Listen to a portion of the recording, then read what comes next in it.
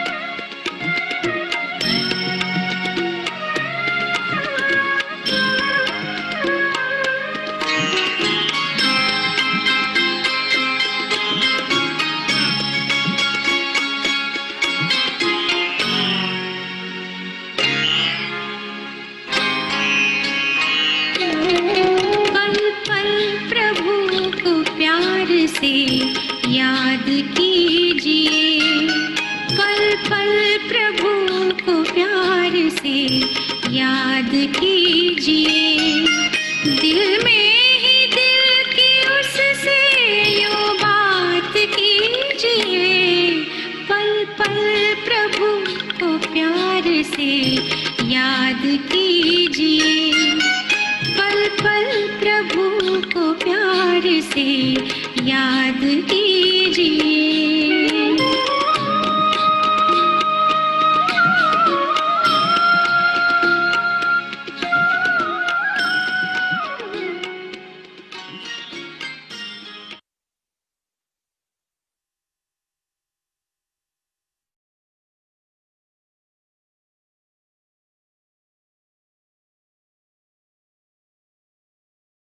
Om Shanti, Radhika. There's one basic question that someone is asking, that I tend to get impressed or influenced with people, but get disappointed when I see any weakness in them. Sometimes I get impressed with a boss, or it could be a guru, but then when I see something negative in them, I tend to get disappointed.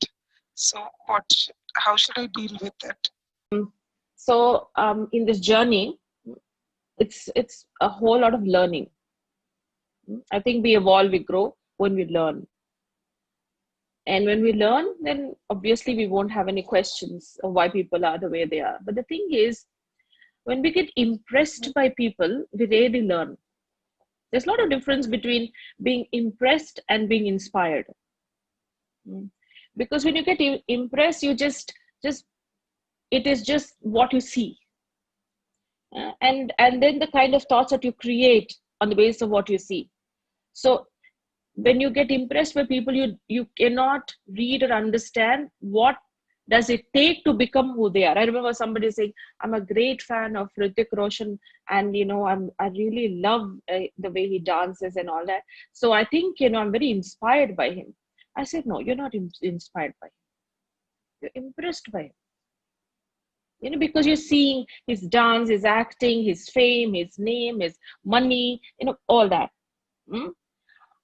But when you're inspired, you see that this man doesn't eat any sugar. He doesn't, eat the way that we all can eat. He has a lot of restrictions. He cannot just go out on the road and have a good walk. There are a lot of restrictions that he has, and we have a very disciplined life. And he cannot give any excuses if it's hot or it's bad weather, but he has to go and work. So the thing is, after knowing all that it takes to become that, when then that means to say you get inspired.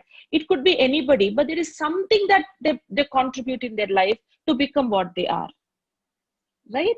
So to get those, to be able to see those qualities and see that all these things, when we apply in our life, we become this. That is called being inspired. So when you're inspired, you're rarely disturbed by them. Because you do understand that they do have weaknesses. Everyone has weaknesses. Who doesn't have? But the thing is, it's important that I understand that I'm just learning a few qualities from this person, a few qualities from this person. But when your impress is only one person, he's the best. Nobody else is as good as that person. That won't work because everybody has something. Okay. So we need to get inspired. Okay. Thank you, Radhika. Do you have another question? Again, you ask. Om Shanti.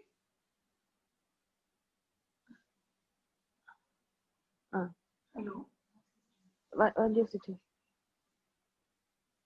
Okay. Thank you so much, Radhika.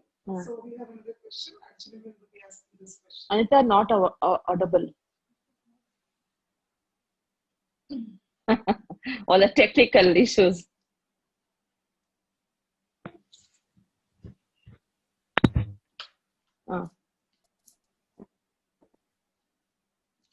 Hello? Thank you, Radhika. So we have the next question from Achwadan, which is coming from the YouTube live stream.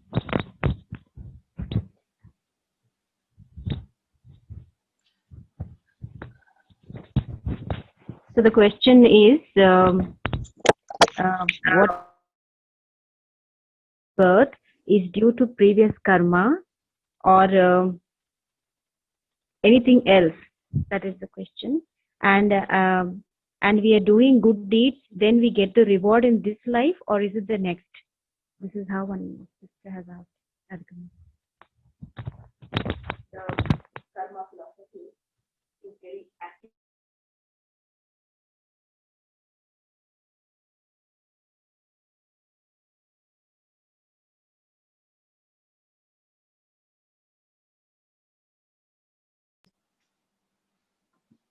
No?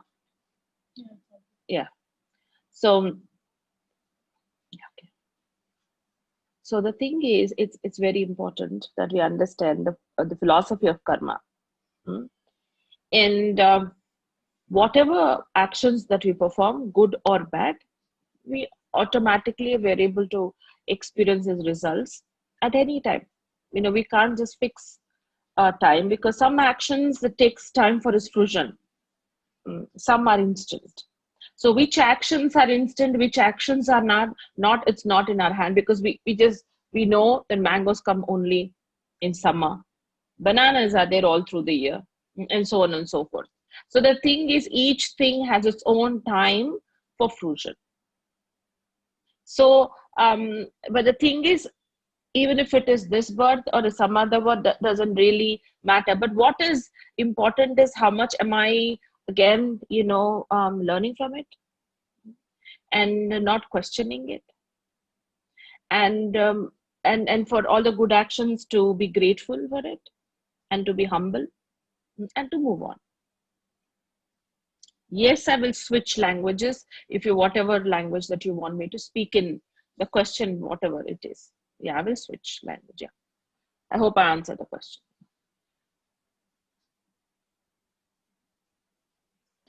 There's one more question. So in the YouTube, they're saying how to stay balanced in difficult times. How to stay balanced in difficult times is the one more question. I also have a similar question here on Zoom. They're saying that how to deal with emotions in challenging situations. There are challenging situations, so how to maintain that equanimity and how to be not emotional. And this question from YouTube was how to have a balanced state of mind. Okay. See, the thing is, they're all so connected. If you see, the questions that are going on, everything, whatever is happening, all the challenges that come in our life, the obstacles that come in our life, a lot of people share after that what they've learned from it. And it was very difficult at that point of time, but they evolved through that. They became a different person after that. They matured after that. I remember there was someone, he was a doctor, yeah, and so he would have a lot of people coming up to him, the patients and everything. But I would see him interact with his patients with a very offhandish kind of a way, and it's like, oh come on, I mean pain will be there, I mean that's not going to go, just take the medicine, no, what is there, I mean if it doesn't go, what can I do? There's nothing that can be done. It's like, I'm not able to sleep. Of course you cannot sleep, that's okay. If you don't sleep 1 or 2 days, it's not going to change anything in your life, right? Like that he used to speak. And the patients, of course, had a lot of high respect for him because he was a very senior doctor, but at the same time very disappointed and very disillusioned when he always used to tell them, this is how things are going to be. And he never felt that it is wrong. He said that is logical, that is being in reality, accept the reality what it is. But a whole lot of people don't have that kind of strength to accept reality. And he developed cancer. And and he went through it for a couple of years, and he came out of it. So the thing is, he says, after that situation, and through the process, through going through that situation, there were a lot of questions. He was learning. When you learn, you become balanced. And when you learn, what happens is that you automatically are able to become stable. When you're not learning and you're questioning and mere saath kyun, why me, then there is a lot of commotion inside, and you'll feel even one day will be extended, like you feel it's like a 1 year. I mean, for how long ever I have to face this, that feeling comes. But when you're learning, that there is an ability to put a full stop. So he understood, why am I going through this? There is something that is there in this, a secret in this, that I'm going through this. And he became so empathetic. He had so much empathy. He could be in the shoes of those patients and understand what they go through, what is pain, what is everything. So he says, I've always been a doctor for 30 years, but now I'm a doctor with empathy.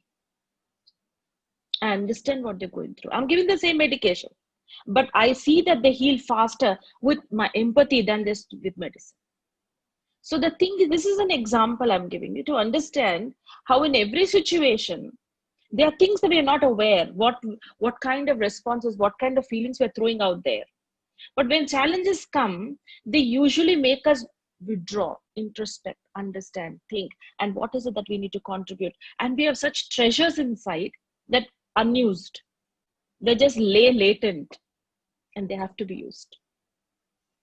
Thank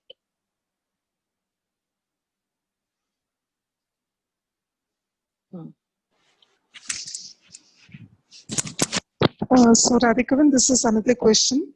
My question would be how to deal with people who enter our house, for example, plumbers, electrician, which cause unknown anxiety to us. Why? What anxiety for what? They can't avoid. The electrician has pandemic. Because the pandemic. Okay, yeah. See, we also have, we've had electricians here since the pandemic, and we've had, some other, not a carpenter, but others also. And we have regular water supply, what you call as Bibo water, and we have a tanker, water tanker people coming in. You will observe, I don't know about you, but we have observed they are more careful than us. Amazingly. They don't even want to take the money like that. They'll just take it like this. Huh? They are very careful, and all of them were very masked. I don't know, I've seen. And seeing them being so careful, as soon as they walk in, they take the sanitizer and they do that. And they, I remember even the postman came, and Anithaben was, she wanted to take money. He said, no, I'll put it there. It's like that. So the thing is, we don't have to, if we are cautious, we don't have to be scared. You can wear a mask. It's not like they enter and you're going to get coronavirus from him. It's not like that. You'll have to deal with people. You don't have to get too close to them. You can keep a distance. And at the same time, you can ask them, if they don't have a mask, you keep a mask and give him to put on a mask. And whatever places he might have touched or used or whatever, as soon as he leaves, you immediately sanitize, disinfect it. No, you should have a spray. That we do that. We just do disinfect. Even somebody comes and uses a sink also, like repairing it and all, we disinfect the whole thing. So the thing is, we have to be cautious.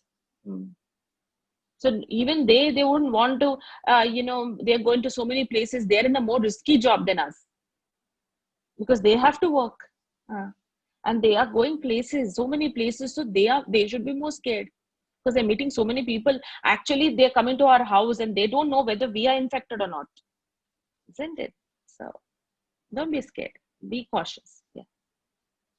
We have another connected question. We have another question. We have another connected question to karma philosophy. One sister is asking, if the impact karma is there, if the impact of karma can be changed or can it be handled, is the question. Once we know the karma is there, the impact of it, how do we change it or how do we handle it? What do you mean impact of it to be handled? What impact? Maybe it's like, maybe once you realize that you've done it, so Okay. post that, what is that one has to do? Maybe that's what she meant. How do we deal with the impact of that karma? Okay, how do we deal with it? Okay, I've done the karma. I have gone through, I'll have to go through what I'll have to go through. How do I manage it? Okay, so the thing is, if there has been some action which is not ethical, or something which is uncalled for, or which is cause sorrow for others, or from your heart that it was not the right kind of karma, right? So the thing is, if you realize it deeply, then what happens is, whatever you go through because of it, it's just not guilt, but also the repercussions of how people respond and what they tell you. Maybe they will just let you know how bad they feel. You would be more accepting. You should be more tolerant. You can't just challenge it. No, why? It's happened. Whatever I've done. It's over. Now, nobody should say anything to me. Why can't people just forgive and let go? No, I can't think that. I can't afford to think that. So when you feel challenged and you feel insulted, or you feel you're not treated, people are treating you in an unfair way, even though your actions have not been good, you feel you're entitled to be treated in a better way. Well, that's wrong. I'm not saying that you should feel that, I should suffer. I should be put on the gallows. No, I'm not saying that you should put yourself down, but then you should be able to accept that there has been something that has happened which has caused pain to others. And the one who has caused that pain is me. I'm a responsible individual. Karma philosophy teaches us to understand, to be responsible people, not to be people who, I want to suffer. I have to suffer because I've done something wrong. No, karma philosophy doesn't say that you have to suffer, but there has to be that attitude of acceptance that yes, I have made a mistake, and it's wonderful that I'm able to just finish it right here, right now. I'm not carrying forward this account, and I need to finish it. If I do not know the actions that I have performed, but I am experiencing its repercussions now, that's exactly what I should think, that there is something that I've done and I'm finishing it. I should not react. And the more you react, the karmic account grows. It gets very complicated. So if you want it very simple and something that you could, sort it out and get out of it, you will have to accept and not curse it. Okay. There is one more question. YouTube, Radhika. In any relationship, if the other soul or person is affected by its own sanskaras and unable to change for good, So how do we know how long to extend help or call it a day and say enough is enough? I think this is a question.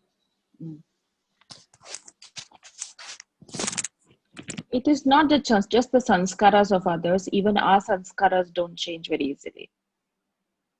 Even if someone were to come up to you and you say, you have this sanskar of seeing negativity in others, and you have to get rid of it right now. You can't. Nobody can come up and tell you, now start seeing good in this person right now. You can't, even if you want to. So we all have, being dealing, and we see others dealing with their own sanskaras, their old habits, which are very detrimental in relationships. See how long, how much time, how much patience I should contribute, how much energy I should invest in that relationship is determined by your own forgiveness, your own acceptance, your own understanding, your own threshold of, having that, what I meant is clarity, how much threshold of clarity, tolerance you have. So if I say this is enough, I can't do this, this is enough, who's saying it's enough? It's you. So you have created this threshold. There's a lot of people in a similar situation, or there are a lot of people who could be in worse situations, whose threshold has come up till here and they're still going on fine. So how long am I able to let go and not give up on that individual and not hold on to what wrong they do? Constantly on tenterhooks, like you're thinking about, oh my god, this person did this, oh my god, this person did this. If you're totally obsessed with that person's weaknesses and behavior and not able to see anything good in that individual, then naturally it'll affect you to such an extent that it can even affect your health. Because thinking about a person, another individual too much drains your energy. But there are a lot of people who live with others who are very bad sanskaras, and they don't let it get to them. They don't let it get to them. They understand this is how they are, and this is how they've been. And the more there is that kind of the vibrations that you give, which are not challenging them, they change. They change gradually, not instantly, but gradually. But if you externally you're being very nice to them and you're trying to say, no, this is good, you're very nice, and then you're trying to be nice to them, but internally you are reacting, continuously reacting, so that disturbs the environment, the relationship more than what you say or do, and that increases their behavior. So there is a greater responsibility. Instead of how long I should be there in it, how long I should move, it's about have I done everything and enough to see that I feel it's time to move on. Have I contributed enough? If I still have that negativity, if I still have that something going on inside, I don't think I've done enough. I should be able to understand this person is this, and then decide what can be done. Yeah, need a lot of strength for that. Yes. Any more questions? Yes. So there's another question that someone who has 2 children has gone through surgery, and because of the corona situation, so there's a doubt. मुझे कुछ हो ना जाए, फिर बच्चों का क्या होगा? So that's the question. The worry is always there. 2 children are there, and this person has gone through surgery, and they're back home or in the hospital? Back home, but corona, because of the corona situation, मुझे कुछ हो तो नहीं जाएगा. That is the fear that is there. Fear, if you see, it has no foundation. There would be absolutely no reason for you to doubt. It's not like you have a coronavirus person sharing your house with. You're not sharing a coronavirus person with you. You might not be, have anybody who's showing those symptoms around you. But the thing is, I still feel it. I might get it. So to have thoughts and questions and with no answers, it creates fear. Because questions have answers if it is in reality. Like you would say, oh, how many cases are there in Hyderabad? Yeah, There's a whole list in computer. You Google it, and you'll get it in Arogya Setu. You get it. How many cases are there, and how many are near you, and whatnot.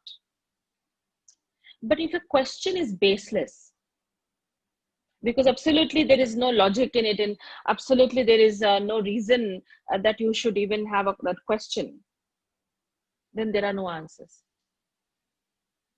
So fear comes when you think too much about something that you're not supposed to think so much about.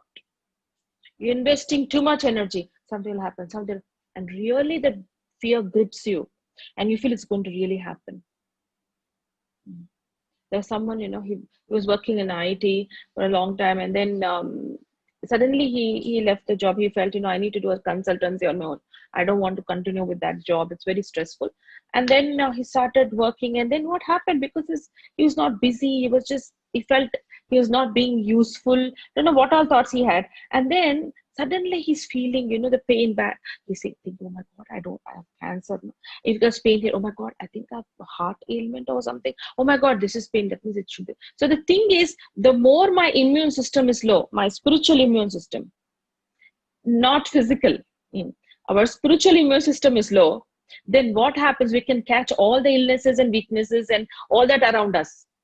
We won't catch that particular illness, but we'll catch that fear of that illness. So we should increase our immune system. And the only way to increase our immune system, of your spiritual immune system, is to have a whole state of self-respect of what you tell yourself, what you talk to yourself.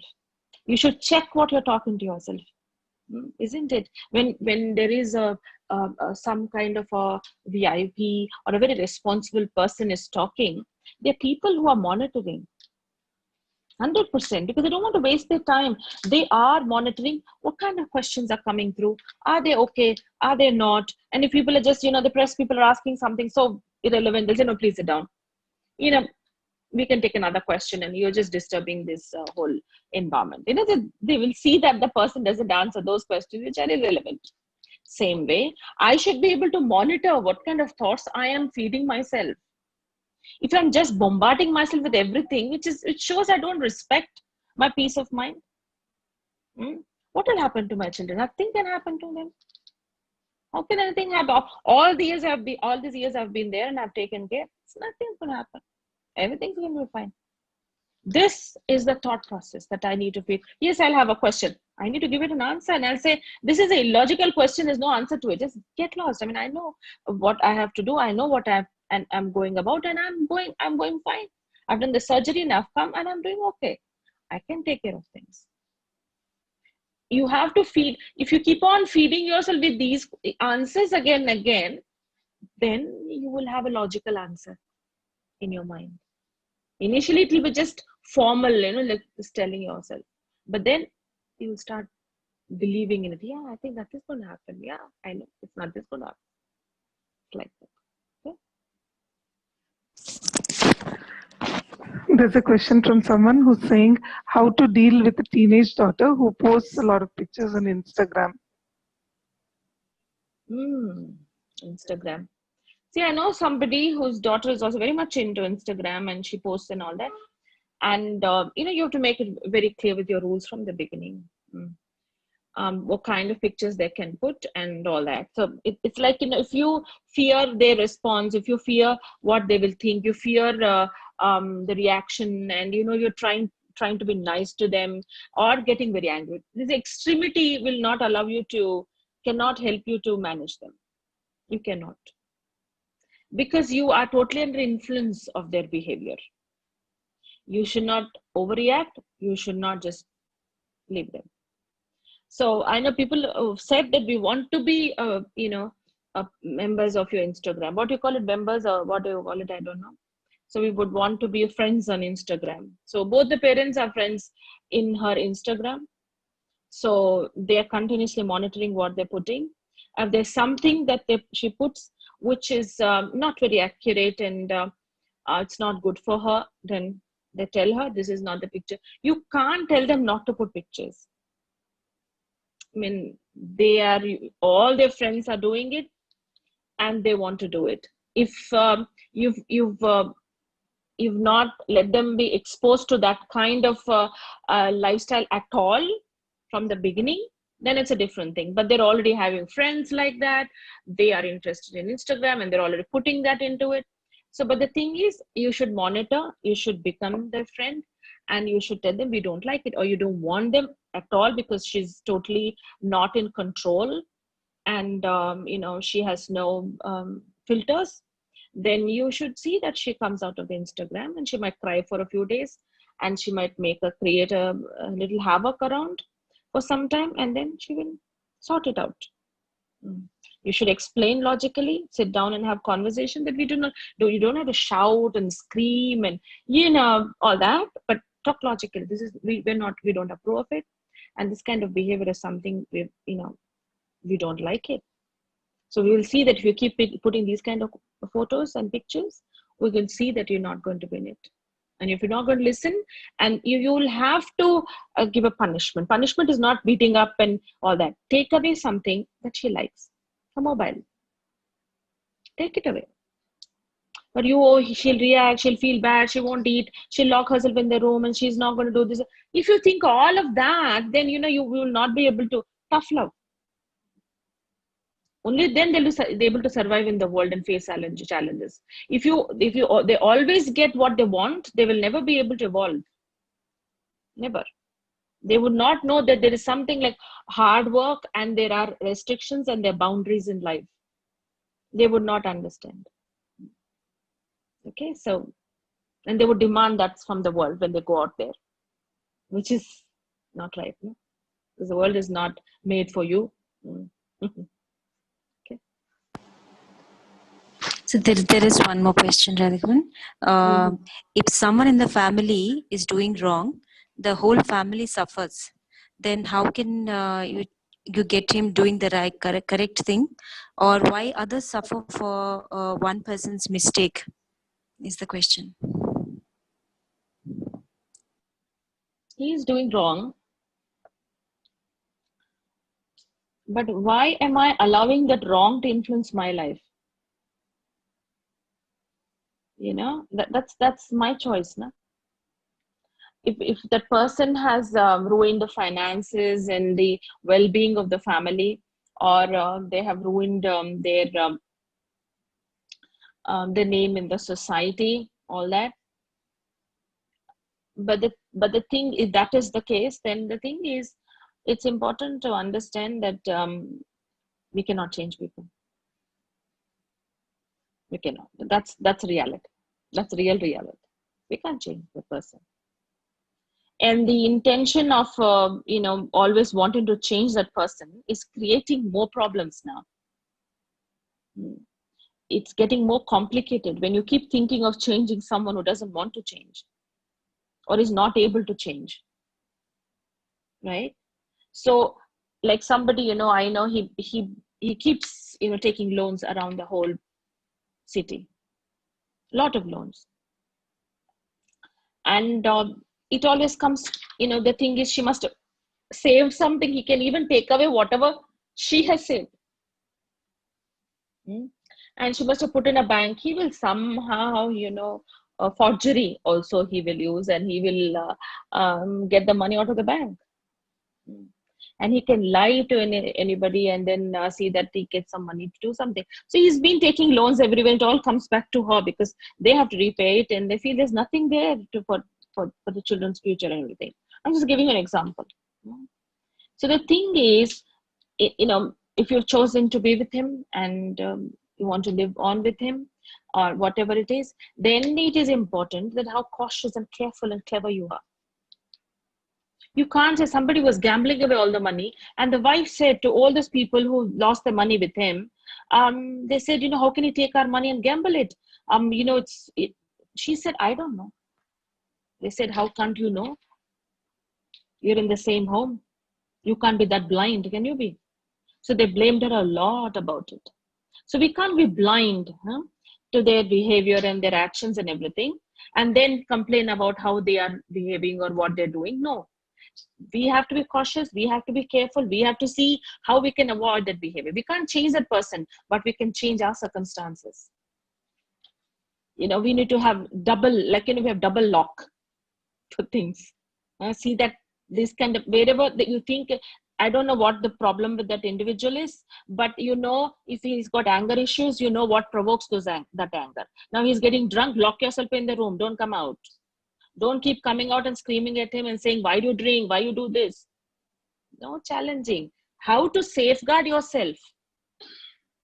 Isn't, if it's raining, you have to think of an umbrella. You can't just stand there and think, stop raining now, I have a plan, I have to go somewhere and get things done. No, it will rain. You take an umbrella. Okay?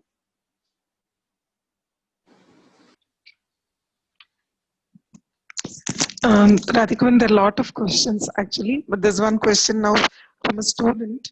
She says that I commonly face the problem of procrastination for quite some time. How do I get over my distractions and have my focus intact? See, if you're thirsty, you're somewhere on the road and you're thirsty, can you postpone it? Can you? Nothing can stop you. People might be talking about such wonderful things. They would have, bought things to eat which you love. You must be having everything around you. But you said, no, I don't want all this. But why don't you have it? Why don't you have this as gulab jamun here? I don't want gulab jamun. Huh? I want water. What is there in water? It's not at all tasty. No, but I want it. Because, that's what I need. I'm thirsty. If I'm thirsty, in the sense you use this word in the sense that you want to reach something somewhere, you want to become something. If your aim is that high and that powerful and that determined, nothing can stop you. You don't have time to postpone it and, your mind to wander and think of something else. What I have to question myself is not about, oh, do I have concentration or not? No, you have concentration on things that you like. Isn't it? So that's exactly why the question you have to ask yourself is, to what extent do I have my aim clear in front of me? What is it, the kind of person I want to become? What is it that I want to achieve? Do I have the thirst for it or not? And if I don't have the thirst for it, that means there is something around here I'm very interested in. I haven't found my aim properly. Or maybe I think I'm not that capable. There are doubts that I don't think I can reach there. So then what happens is, when you don't have a purpose, you tend to become lazy. Even the people who are not working and they're staying at home, parents are very worried because they might make mistakes. They're just whiling away the time and just doing nothing around the house. As you know, get out and get a job. When you wake up in the morning, there should be some purpose.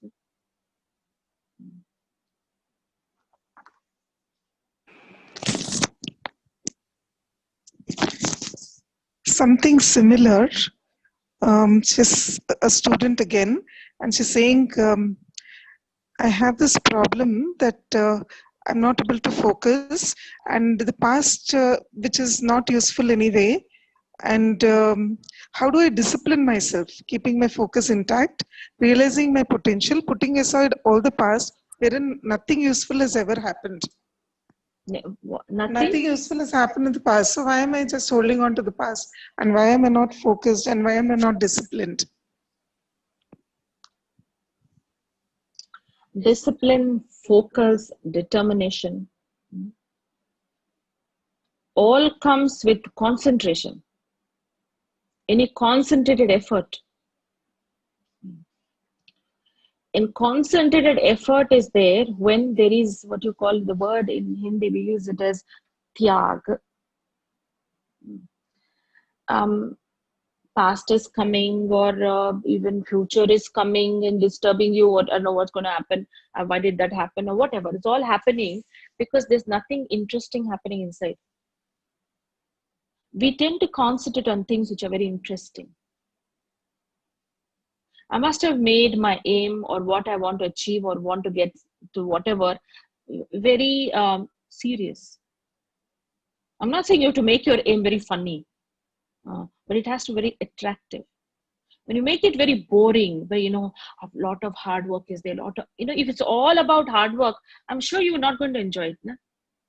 You have to do it. And because you're letting your mind go, you get tired again and again, because then you allow it to go in the past. Your mind will go everywhere and anywhere because it doesn't have an anchor. Something which is very attractive holds on to it, and that is concentration. Like when parents come up to me and they say, my child, oh, she doesn't have concentration. And I tell, no, she has concentration. She or he have concentration. No, sister, no concentration is there. I said, no, concentration is there. Let them watch a movie. They'll watch it for 2.5 hours with absolute concentration. You might even call them 100 times. They will not be able to hear that you're calling them. That much concentration they will have. So why would you say that they don't have concentration? They have, but they don't have interest. You have to ask yourself, why is it that aim and that is not attractive enough that I would discipline myself, that I would have that kind of focus? Why not? Why am I not able to focus on something that I want to become? Usually laksha, and there's another word is called lakshana. If my laksha is not in congruence, is it not in tune with my lakshana, my qualifications, my activities, my behavior, I will not be able to concentrate. I aim for something and I do something else. Right? So the thing is that particular aim has to be attractive enough, achievable enough, that I should feel I can achieve it. Unless I do not develop my self-respect and self-esteem, always the aim seems very far, unachievable, very difficult, very hard. Then naturally, you get into the past, get into something else, get into others, comparing with people, all this happens.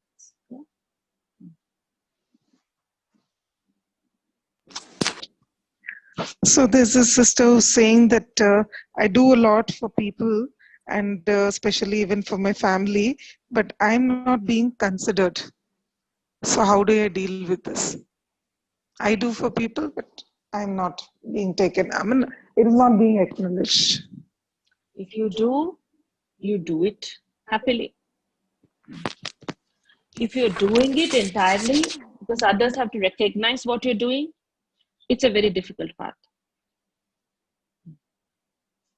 You feel the joy of doing it, well and good. But if you're going out of your way, trying to please everyone around you because you want everyone to think you're very good, it's a very, very difficult path. You're doing it because you like to do it. You like to take care of people. But then you're not going to invest so much of your energy, thought, and time into it, so much that you drain yourself, then you want others to take care of you. Why should you put in so much? Put it enough and take care of yourself. Nobody around here is getting appreciation every day and acknowledgement every day. Nobody is patting everybody's shoulder and saying you're wonderful and you're great, even though they take the whole benefit from that individual.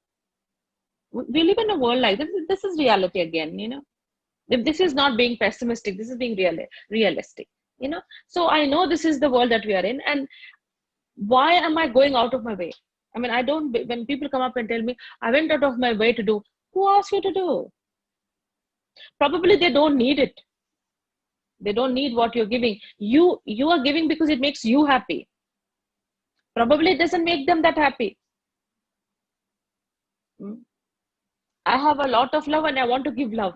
And I want to give love. I have a lot of money. I want to just shower you with money. But that's not making them any happier or better. So why will they be grateful? Why will they want to come and return that to you? I mean, oh my God. You should be surrounded by people who are grateful to you. So when they're not grateful, that means it's something to introspect and understand. Probably I'm not contributing what they want. I'm giving, but I'm not respecting them. Probably they just want respect. They don't want your love. Isn't it? Some people want peace, but I want to give them love. And I'm giving a lot of love, lot of concern, lot of things and everything. And they just want to be left alone. And the minute you're able to contribute peace, they'll be able to understand you. You have to give what others need, not what you have and you think you can give. A lot of people say, don't give us anything if you're going to go on talking about what you didn't get. Somebody was telling me, sister, I just don't want to, study anymore. So why my father keeps talking about, I paid so much, I just don't want him to talk. I'll get a job now. I don't want to study because I don't want to hear him telling me how much he spent on me. So we have to be having that kind of a discrimination. Huh? Okay. Radhika, there is a question in mail also today, not only in Zoom and YouTube, but there's a question in mail. So many questions are actually lined up. I want to know, how does God protect the innocent and unselfish person during these tough times, and especially in this situation in Kali Yuga? How does God help those who are not selfish and the good people? God helps everyone. Whether you're selfish, whether you're not selfish, whether you're good, whether you're not good, it doesn't matter. He helps everyone equally because they're all his children, in whatever extent. But it depends upon how much, even if you're a good person and you're very unselfish, but you have no connection with God, you don't have that kind of what you call as intellect which would want to surrender to God. Even if he wants to do something for you, he cannot. So God works through a process. It doesn't work like, please help me and God will help you. He would want to, but do I have the capacity to receive his help? I'm a good person, but that doesn't mean I have a very good high esteem about myself. I'm very inferior. I put myself down. I think I'm no good and I want God to help me. It's very difficult then, isn't it? So it is important that I be available to God. And of course, if you've not been selfish, if you've been very good, then your karma is, of course, is going to help you automatically to protect you at the right time. Yeah, you will experience that kind of help at the right time. But to be able to receive God's help, you should keep courage going on. If you have courage, his help is 100-fold.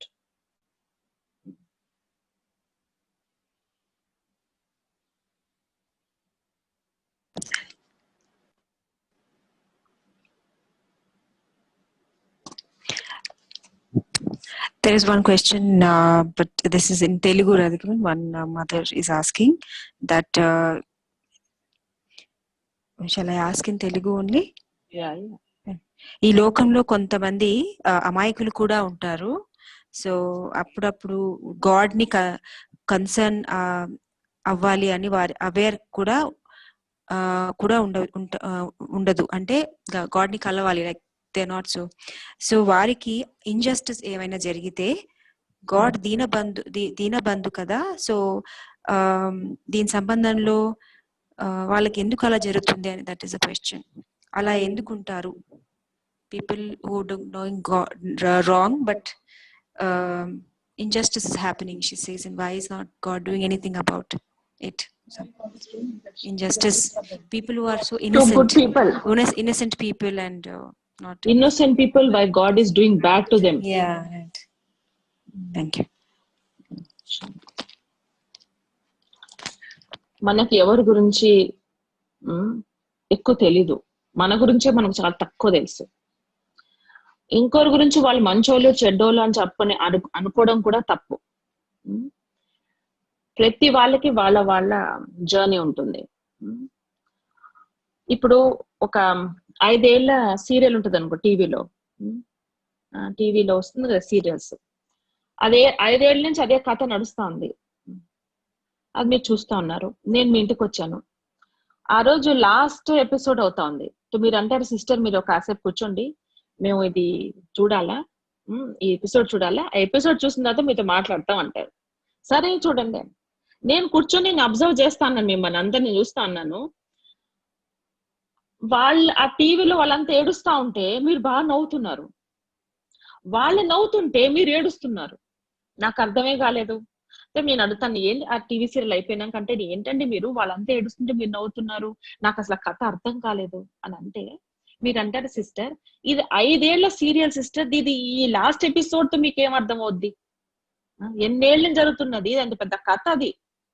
అట్లనే ప్రతి ఆత్మకి వాళ్ళ వాళ్ళ కథ ఉంటుంది, మంచో చెడో అది ఇప్పుడు మనకు అనిపించేది అది ఉంది, మనకు తెలియదు కదా. మొన్న ఎవరు వస్తే నేను అన్నాను, ఇక్కడ కాదు మొన్న కాదు, పాండమిక్ ముందరే, ఈ కరోనా వైరస్ ముందర ఆయన వచ్చేసి కోర్స్ తీసుకుంటా ఉంటే ఆయన వైఫ్ ని తీసుకొచ్చారు. నేను అన్న వైఫ్ తో అన్నాను, బ్రదర్ చాలా నమ్రత, చాలా నమ్రత ఉంది బ్రదర్ లో అన్నాను నేను. బ్రదర్ లో కూడా ఏదో చెప్పాను. చెప్పగానే ఆవిడ అన్నారు, ఎవరిలో అండి నమ్రత అన్న. నేను బ్రదర్ లో మీ హస్బెండ్ లో అంటే అన్నారు, అది ఎట్లా చెప్తున్నారండి మీరు, అసలు నమ్రత అనేది లేదండి ఆవిడలో, ఎంత అహంకారం మనిషిలో. మీకు అలా అనిపించింది, ఒక నెల నుంచి వస్తున్నారు మీకు అలా అనిపించింది అంటే, నేను అట్లే అనిపించాను. మనకేం తెలుసు ఎవరి గురించి ఏంటి, వాళ్ళ 5 ఏళ్ల సీరియల్ వాళ్ళకి తెలుసా, మన 5 ఏళ్ల సీరియల్ గురించి మనం ఆలోచించాలి, మన పాస్ట్ ఏంటో దాని గురించి మనం ఆలోచించాలి. కానీ ఇంకోరు మంచోళ్ళు వాళ్ళకి ఎందుకు చెడు జరుగుతుంది, మంచి వాళ్ళకి చెడు వాళ్ళకి మంచి, ఏదైతే మంచి చేస్తుంటో, ఎంత చెడ్డ మనిషిని ఎంత మంచి చేస్తే దానికి ఒక రిటర్న్ దొరుకుతుంది, ఎప్పుడైనా దొరుకుతుంది. సో వాళ్ళ పాస్ట్ గురించి మనకు తెలీదు, కానీ వాళ్ళ ప్రతి మనకు శుభ భావన పెట్టుకోవాలి. వాళ్ళకి ఏదో ఏ విధంగా భగవంతుడి యొక్క సహాయము సహకారం దొరకాలి, ఈ యొక్క పరిస్థితి నుంచి వాళ్ళు బయటపడాలి అని ఒక శుభాన్ని పెట్టుకోవాలి. కానీ ప్రశ్నలు ఉండకూడదు, ఎందుకు వీళ్ళు ఎట్లున్నారు అంటే, వాళ్ళు ఉన్నారు, ఏది కూడా కర్మ యొక్క గుయ్య గతి ఉంటుంది, అది దాన్ని మనం ప్రశ్నించలేము. కర్మకే తెలుసు వాళ్ళు ఏం చేస్తారు, వాళ్ళు ఏమైందని, అది దాంట్లో మనం పోయే అవసరం లేదు. ఏం తప్పు చేశారో వీళ్ళు అనుభవిస్తున్నారు అలా అనుకోవడం తప్పు. Okay,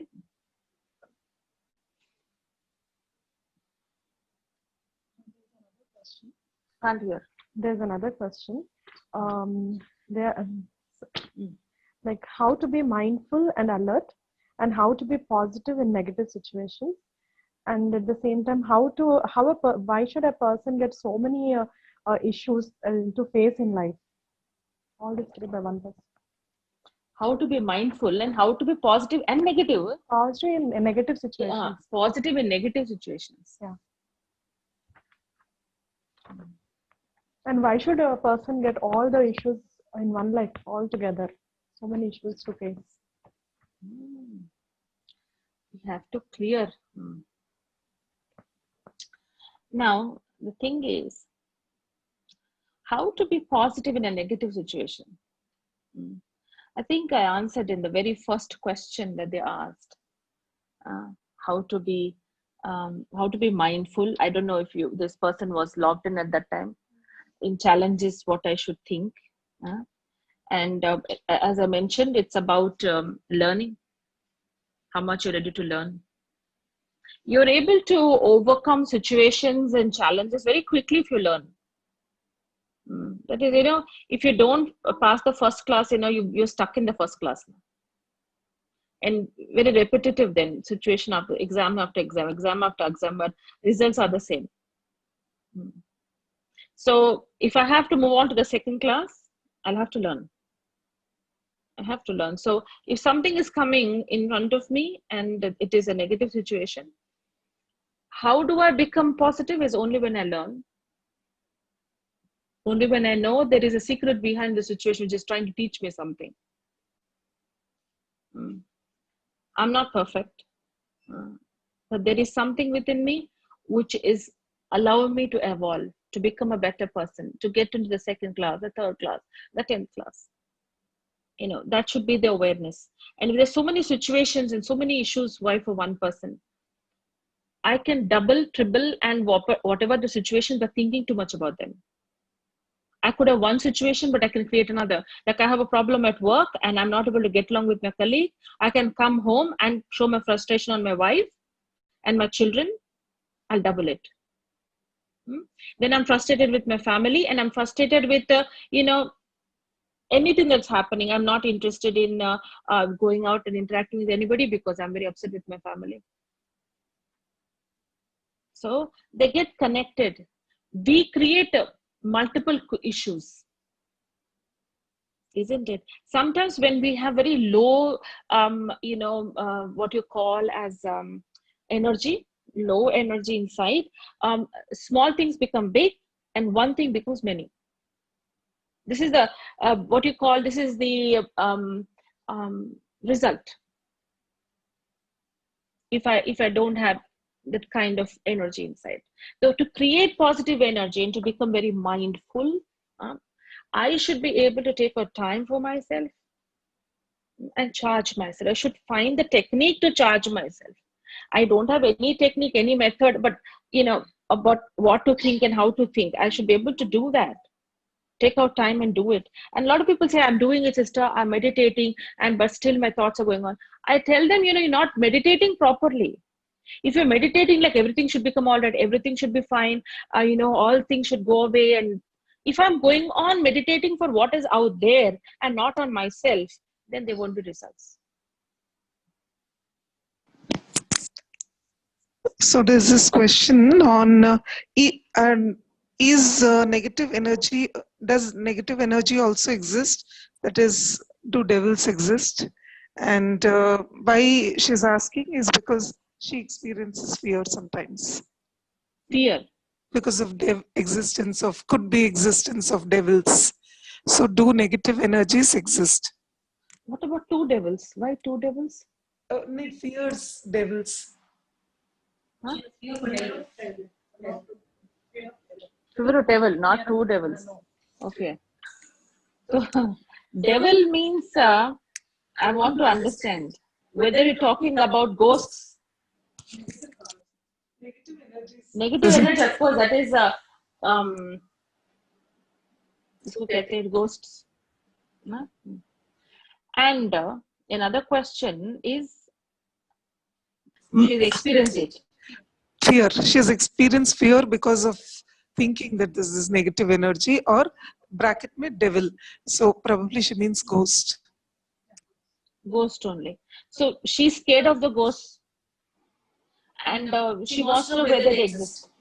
Oh yeah, they exist. They exist. But the thing is that they're not around to go and trouble anybody. If all these people who leave the body instantly with absolutely no body ready for them, no womb ready for them to enter, the souls, they're hanging around. They're hanging in between.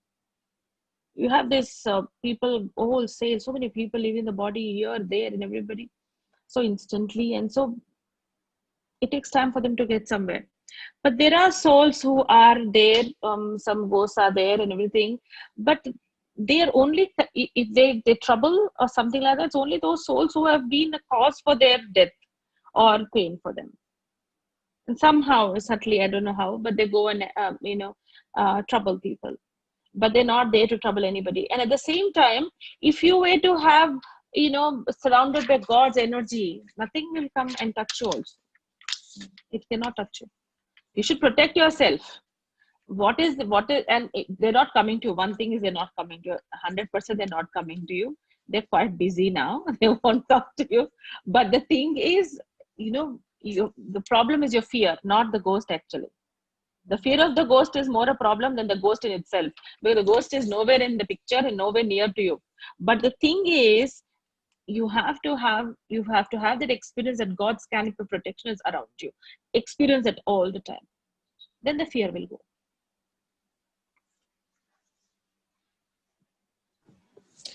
So someone is asking, God says be a giver. So the best way to protect and heal the world would be to give God's vibrations. Sorry.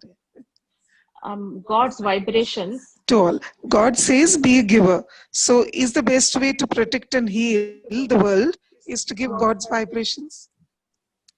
Yeah. Here Ravina is doing something, so I'm watching this actually. A little distracted really. Okay, what is it? Private, some people have good questions. Oh, the private questions I've not seen. Not everyone, not much. All of them you've covered? Yeah, everyone I covered. This 90 years How one. to take the right decision in a situation. One private question. Yeah. So God's energy is such. God's energy helps every soul, because that's the only energy which is going to work on any human soul. Nothing else works. No other human soul's energy works on us. Nothing. Only his works. So naturally you can't give anything. Like you want to give a go ahead, give help and energy to somebody. I hear a lot of people, I'm going to give you energy, and they close their eyes and sit, and it's not going to work. Maybe temporary, some relief, psychologically something must be happening. I don't know what it is. But real help is God's help. So if I have to give anybody, it's his help I should be able to give through by being a instrument. But we cannot give our energy. So there's another question. There can be a difference of opinion. Yeah, just a minute. There's a, Yes, should I take yours or here? that one. How to handle when any husband or wife turns violent and physically harm the other? You should safeguard yourself. There's no other way, and you can't put on with it because they, it could be very harmful because they are abusive. And so the thing is, I'm not saying you hit them back or something. You can't hit them back. But the thing is, how many questions? Excuse me. More 20 to 30 questions. 20 to 30 questions. Then how am I supposed to answer all of them? We can have second. But they'll have more questions the second time. So we were able to cover as many as we could this time. Yeah. So when there is violence, you should just avoid it, and you should put rules across.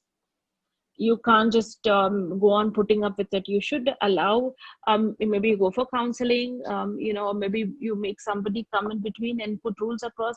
These are the rules that have to be there, and if that is not followed, then you will have to take a step. Probably you don't have to leave them, but you can threaten them. No, you have to not just emotionally telling, I'm going to leave you, I'm going to divorce you, just like that. It doesn't work. Serious conversations when they're not violent. If they're not there for any sort of a conversation, they're not fit for any conversation, then you should take some steps to protect yourself. You should protect yourself. And you should also, you can even, the threatening is not like something like you want to harm them, but you should put them across that police are going to come, or I'm going to divorce, or I'm going to do this, because children are very important. No, they're watching violence in the house, and that's not healthy. There has to be some sort of a warning. An action has to be accountable. Can we take 2 more questions, Radhika? So there's this question. I can take all the questions, but we have given the time at 8. So just maybe 2-3 more. There can be a difference of opinion between children and parents. When I feel the child is not on a right path, how can I show them the right path? Or should I just accept that it is their past life karma? You are a responsible parent. You cannot just say past karma. No, we can't think like that. We have to try our best, see that they take benefit from our directions and do what, and try to make them do what you tell them. But see, there are 2 things here. You have to not give up on the child, but at the same time you have to let go sometimes. Sometimes they learn from experiences only. Even after you tell them repeatedly and they're not listening certain things, then you have to have your rules and you have your standard of living that is very clear in your you cannot be very inconsistent with them. One time you're shouting, one time you're being quiet, one time you just stop talking to them, and one time you're just screaming at them. So this inconsistency will give them very, very wrong signals. You have to be consistent, and both the parents have to be consistent. If the father is saying this behavior is wrong, and the wife and the mother is saying it's okay, do what you let the father say whatever. See, there are certain things you have to work out together in agreement. Even when your conversations are there, if a child is hating one parent, the other parent has to tell them that why the parent is like that. You should never ever become bitter towards other parent along with your child. That becomes very detrimental for them to learn values and ethics. They get very confused. What is right, what is wrong? So that's exactly why they should be consistently denial for certain, denying them for something that you do not like, and both of you should stand together for it and then put it across. You just can't say, no, my husband doesn't, he's different. No, get in tune with him. You can't say my wife is also like that, she doesn't understand. No, get in tune. You have to have conversations. You need to have conversations because it's a child is involved here, your child. There's a question in Telugu. Someone is asking, Karma Yogam ante enti? కర్మ యోగం అంటే కర్మము అందరు కర్మ చేస్తుంటారు, ఏదో ఒక పనులు చేస్తూనే ఉంటారు, కానీ పనులతో పాటు ధర్మం ఉండాలి.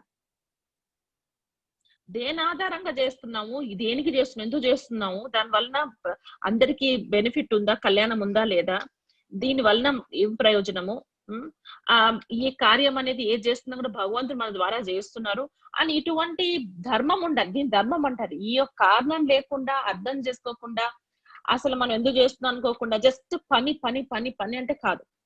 ప్రతి పనిలో దాంట్లో పరమార్థం ఉంటది. అది అర్థం చేసుకుని చేయడం దాన్ని కర్మయోగం అంటాం.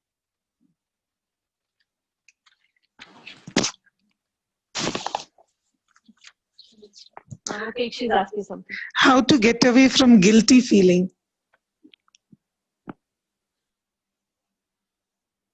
By transforming yourself, no? You understand is when the more you increase your self-respect, you're able to accept the mistakes that you've made, and then mistakes do happen. But the thing is, you're not going to put yourself on the gallows because you've done it. You're not going to put yourself down, but you're going to work on transforming yourself and seeing that I'm never going to do it again. When you have that kind of faith and that kind of a willful, from internally you feel that, then your guilt will go. You have to transform your present. Past is whatever. Your present has to transform. And last question, Radhika. Is the subconscious really powerful?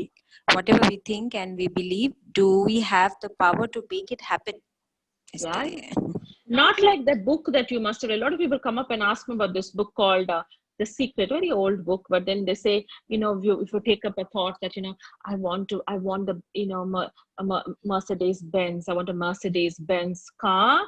And then you can get it if you keep on thinking. No, it doesn't work like that. What do you mean you keep on asking for something like that? No physical things. No. Everything good should happen to everybody. Anything unselfish will reach out. It depends upon your intention. How pure your intention is, it will happen. But if there is some selfish things going on, you don't work hard, nothing, and then you say, I want to become something. Absolutely no hard work. No, it doesn't work like that. Subconscious works in, changing people's attitude towards you. Your subconscious and what kind of intentions that you create can help others. So it's all about helping out there that your subconscious will work, not achieving your selfish goals. Yeah, your hard work, your determination, your focus, your aim, that will help you to achieve things in the world. Yeah. If one takes the path of purity in life, meaning purity within, it will not allow any germ to survive. Your view, sister. What is your view about it? What germ? Any germ like coronavirus. Now it doesn't enter. If at all, if you are pure. Pure. See, I was talking to a scientist about in March, the end of March, and he was just, and he makes medicines for cancer and AIDS and everything and all that, and he's quite an expert in all this. And so he was saying, sister, you would be very surprised. Those were the days when we had questions whether in heat pandemic will grow or not. Will old people only get it, or people who have a pre-medical condition they are succumbing to it, so on and so on. But then later on we understood young people are also getting affected and they are also dying. You are coming across that this heat is continuously there. In the summer also it's increasing. So we understand all these are not the criteria. Then what is the criteria for people? Some people living, some people dying. Now there's only one thing there, if you see, it's not the people who are not thinking too much and not getting all scared about the disease, that they asymptomatically they're coming out also. Absolutely, they don't go through any of those pains and tribulations of the disease. They just go through it and they come out happily. But the ones who are having fear, I'm going to die, I'm going to die, I'm going to die, it's affecting them more. That's what it is. So the thing is, your fear decreases your immune system. Like, when you have fear, how there's palpitations and all your vital organs are affected. They don't function properly. Fear has got nothing to do with the body actually, but it affects the body. That's what it is.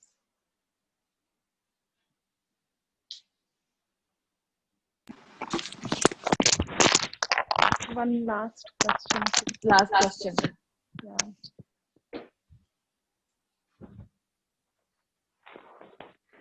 This is about They have a whole lot of bunch of questions from YouTube, from here, and from emails, and from everything. So they're trying to sort out and ask. Yeah. my dad is 90 years old. Recently, we had to join him in a care home as he could not handle his sickness. He's not able to adjust, and I feel bad for him. What can I do, Didi? You've done the right thing, na? He's in the daycare. No, you can't take care, no? So he's there. He's being taken care of, and he's doing fine. You should visit him often, spend time. So whenever you go and spend time, let it be quality time, where you're able to contribute something positive, say something nice, appreciate and be grateful and thankful to him. Say things which will make him very happy. Uh, um, that's what it is. Because the thing is, you can't return what they do for you. Now, if you're judging yourself to that extent where you feel I have not done much for him, that is very natural. Every child will go through it, even if you do everything, but you'll feel that. So if somebody is sick, they have to be hospitalized. In the same way, someone who's not been able to take care of himself properly, it is quite dangerous that if you're working and you're out and he's at home alone and something happens, you would carry that guilt more. But if you put him in a nursing home, in a decent nursing home, and you see that everybody is taking care of him well, then you should be just nischint. They should be, relaxed. So I'm sure you have the intention to keep him with you and take care of him.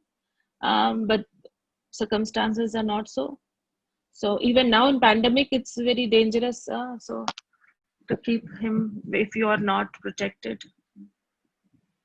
So keep visiting him often. Now I don't know if you can, but later on. But don't carry that guilt. Don't carry that guilt. Every day tell God to take care of him. See that God's protection is over him. Give a lot of good wishes to him, and every day thank him. Thank him for what a father he was to you, what he taught you, how he guided you, what he made you. Thank him from your heart, yeah? Every day.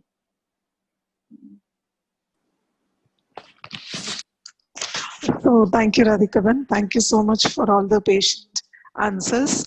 A lot of people have got answers, but there are a lot of questions still pending.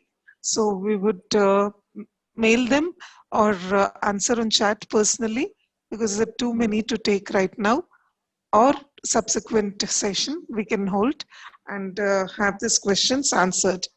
So thank you once again, Radhika, and thank you to one and all, because we have variety of groups. Some are asking in Hindi, some in Telugu. And so we try to take the best, we try to take as many as possible. And we have covered most of them, but few pending, we will definitely reply. So I take this opportunity also to announce some of you have already done the course.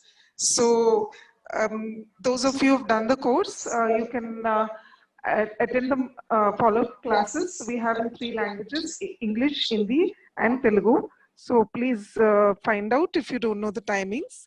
You can ask in the groups, or you can ask the sister who's messaged you.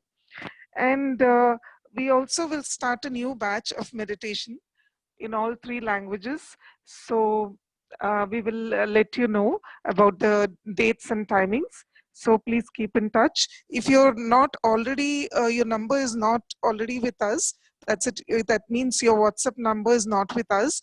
Please leave your name and WhatsApp number so that we can update you with any of the further developments, either the question answer session or further sessions or the meditation sessions. So we will definitely keep in touch with you. Thank you so much. We will end with a short meditation. Okay, so the next Sunday, it's been decided that we will have another session. That is 14th of this month. We will have the next session. We will definitely, same time, we will have 6:45 to 8, and we will keep you informed. Thank you so much. We'll end with a few minutes of meditation. Thank you.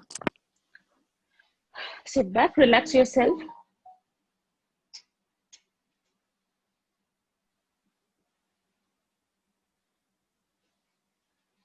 You take a few thoughts. If your mind wanders, bring it back. Just let your mind go with the thoughts that I give you.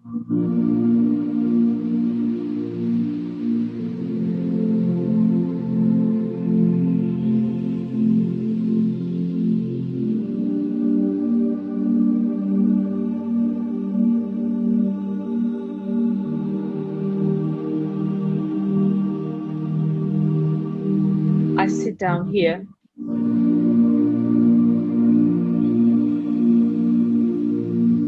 in absolute silence, both outside and inside of me.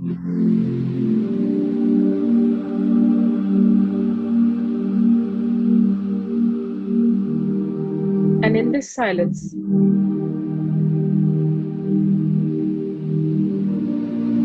I create a few thoughts about myself.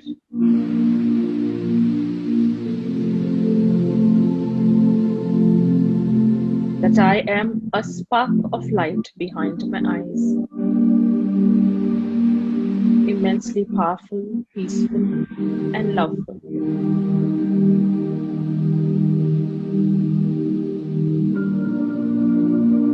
I'm like a sparkle of a living diamond.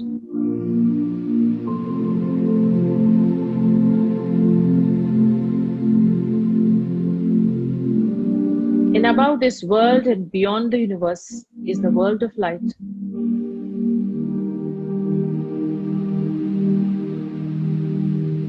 Which is the land of light and peace, where God is. He's also a spark of light.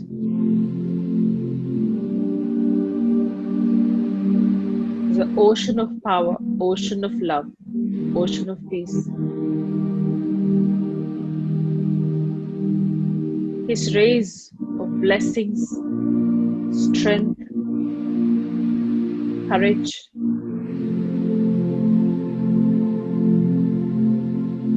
peace, is reaching out in all directions, including me. I shower under his rays, filling myself, charging myself, rejuvenating myself. And at the same time, I wish from the depth of my heart that each and every soul on this earth are able to rightfully claim the blessings and protection from God, who is the Father for this whole earth.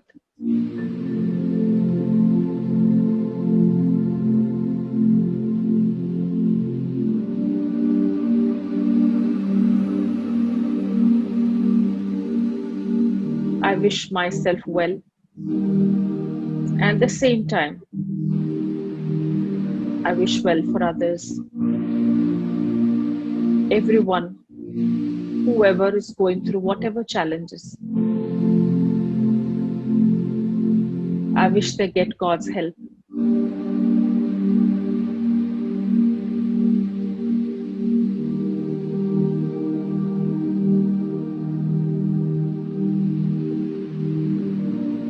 Om Shanti.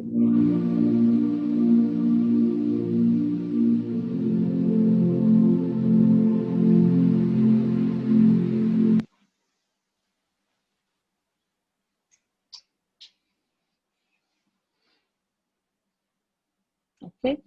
See you then later. Om Shanti.